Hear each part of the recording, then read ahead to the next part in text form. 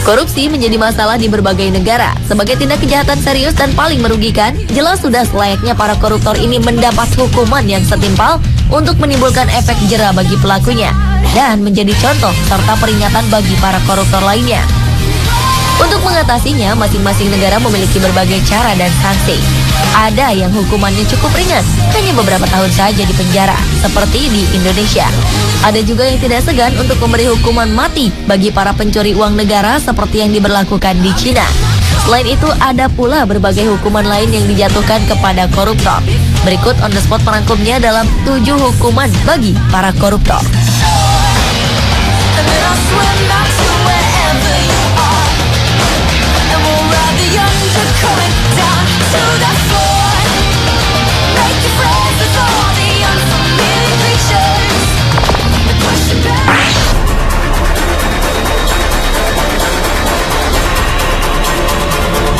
Ulah demonstran Ukraina ini menjadi perhatian dunia.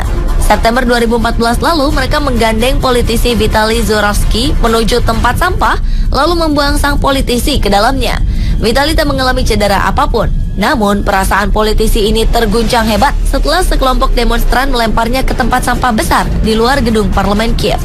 Awalnya, Vitaly berpakaian rapi, mengenakan kemeja putih dibalut jas hitam, menenteng tas kerja berwarna gelap, berjalan melewati kerumunan para pendemo. Video lainnya menunjukkan sekelompok pria berteriak ke arahnya, lalu melemparnya ke tempat sampah dengan bagian kepala terlebih dahulu. Particularly, the emotions are running high because Parliament was set to vote on a vetting law, an anti-corruption, it's called lustration law, which people hope will be able to... Saat Vitaly meminta massa tenang, sebuah ban bekas dilempar ke dalam tempat sampah dan mengenai kepalanya.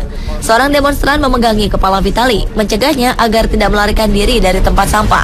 Vitaly adalah mantan anggota partai mantan Presiden Viktor Yanukovych yang dilengsarkan paksa Februari lalu setelah menolak menandatangani Fakta Uni Eropa yang memicu protes di seluruh negeri.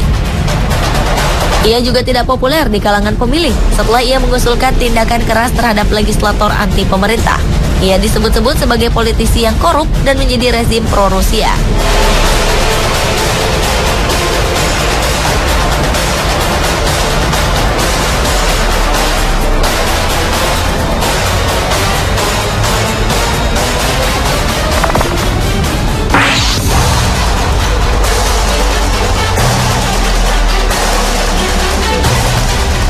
Paus Fransiskus mengeluarkan peringatan keras kepada para koruptor. Dalam khotbahnya di Casa Santa Marta, Vatikan, Paus menegaskan perbedaan antara para pendosa yang menyesal lalu bertobat dengan mereka yang menjalani kehidupan ganda dan munafik. Rajin bersedekah, tetapi di sisi lain tetap mencuri dari negara dan kaum miskin. Paus mengatakan lebih baik jika koruptor diikat di sebuah batu penggilingan lalu dilempar ke laut. Ia juga menggambarkan para koruptor seperti batu nisan yang kelihatan putih bersih, tetapi di dalamnya penuh tulang belulang dan kebusukan.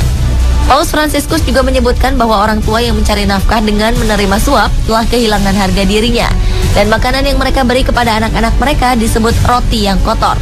Khotbah Paus Fransiskus disampaikan di tengah kerasnya melawan korupsi dalam tubuh Vatikan.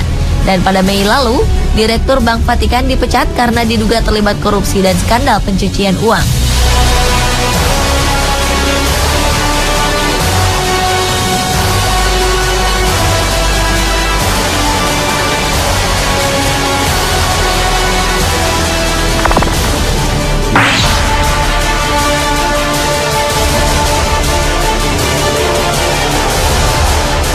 Lebih dari 900 orang termasuk para pejabat tinggi Malaysia yang dihukum karena kasus korupsi telah dicantumkan pada situs pemerintah.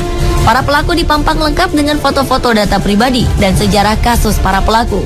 Database para pelaku korupsi dalam bahasa Melayu dan Inggris dipublikasikan di portal resmi Komisi Anti Korupsi Malaysia, MACC, untuk mengingatkan semua orang untuk tidak menerima atau memberi suap. Profil para pelaku korupsi dan suap ini mulai dibuat pada 1 Januari 2010 dan terus diperbaharui setiap 3 tahun sekali. Sebagian para pelaku korupsi tercatat sebagai politisi, pegawai negeri, pengusaha, wira swasta, ataupun anggota masyarakat biasa. Kronologis kasus setiap pelaku dicantumkan secara lengkap dan detail, termasuk besaran dana yang dikorupsi. Beberapa pelaku mengeluh bahwa database mereka yang disebarluaskan ke publik telah mempermalukan mereka.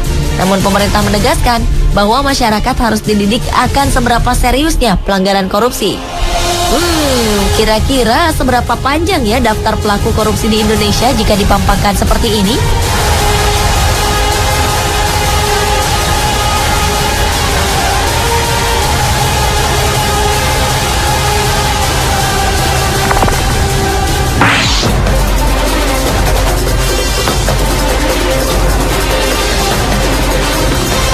Stasiun televisi pemerintah Korea Utara menayangkan gambar seorang pemimpin berpengaruh dibawa keluar dari ruang rapat setelah dicopot dari jabatannya. Jang Song-taek, paman dari pemimpin Kim Jong-un, dibawa oleh pengawal berseragam dari rapat. Kantor berita resmi Korea Utara menyebutkan Jang dicopot dari jabatannya karena melakukan tindakan kriminal termasuk korupsi. Langkah mempermalukan pejabat yang dipecat di depan umum baru kali ini terjadi di Korea Utara. Berita tentang pencopotan Jang ini pertama kali dilansir oleh media Korea Selatan. 2 pembantu dekat Jang dilaporkan sudah dieksekusi karena korupsi.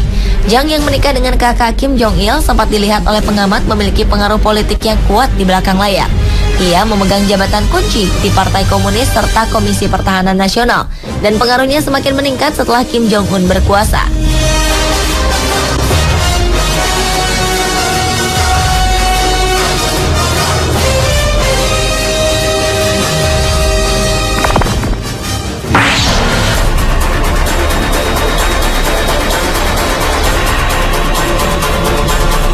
Keberhasilan Hong Kong dalam memberantas korupsi merupakan salah satu faktor pendukung pesatnya perkembangan perekonomian di negeri ini. Pada tahun 1960-an, negara ini termasuk negara paling korup dan terparah di dunia. Saking parahnya, seorang supir ambulans tidak akan mengantar pasien sebelum mendapatkan uang tip. 1973, negara ini mengambil langkah berani. Tanpa kecuali, seluruh polisi, hakim, dan jaksa dipecat, kemudian membentuk Komisi Pemberantasan Korupsi yang dinamakan Independent Commission Against Corruption. Sejak awal terbentuk, lembaga ICAC tidak pernah pandang bulu dalam memberantas korupsi, baik kasus korupsi besar maupun kecil. Selain menerapkan hukuman mati bagi para koruptor, pemerintah juga menciptakan efek malu dengan menangkap koruptor di muka umum. Wow, apakah bangsa kita perlu melakukan hal yang sama untuk bisa benar-benar bersih dari korupsi?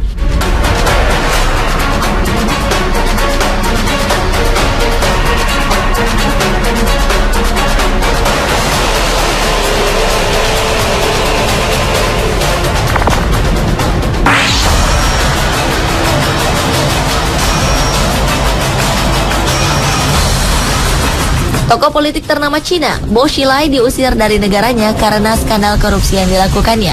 Mantan pemimpin Partai Komunis ini dianggap telah mempermalukan seluruh negara dengan tindakannya. Selain diadili, ia juga tidak akan menerima penghargaan sebagai mantan orang tertinggi di Partai Komunis. Bahkan keberadaannya akan dihapuskan karena keterlibatannya dalam skandal terburuk yang terjadi dalam beberapa dekade. Tak hanya korupsi, dengan kekuatan yang dimilikinya, ia juga sempat melindungi istrinya, Gu Kailai, dari tuduhan pembunuhan warga Inggris. Akhirnya istri Bo ini dikenai hukuman mati karena membunuh warga Inggris Neil Heywood. Pengusaha asal Inggris ini ditemukan tewas pada November lalu di Chongqing, kota yang dipimpin oleh Bo. Kasus ini terungkap lewat salah satu pegawai Bo yang membeberkan semuanya.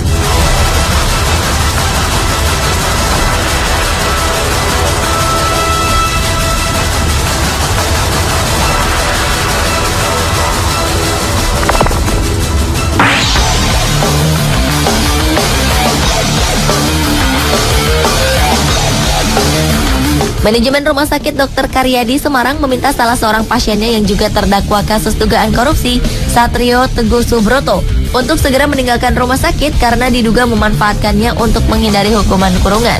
Pejabat rumah sakit mengatakan bahwa Satrio telah dinyatakan sehat oleh dokter dan harus segera meninggalkan rumah sakit. Awalnya, terdakwa kasus dugaan korupsi proyek pengadaan taman di Jalan Ade Sucipto, Solo ini harus menjalani operasi. Setelahnya, kondisinya semakin membaik, hingga ia dinyatakan sudah bisa pulang. Anehnya, Satrio selalu menolak dan tidak bersedia kembali ke tahanan.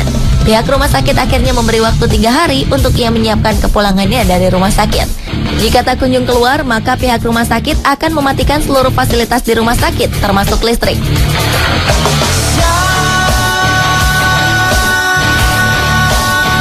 Pemirsa, itulah 7 hukuman bagi para koruptor versi On The Spot.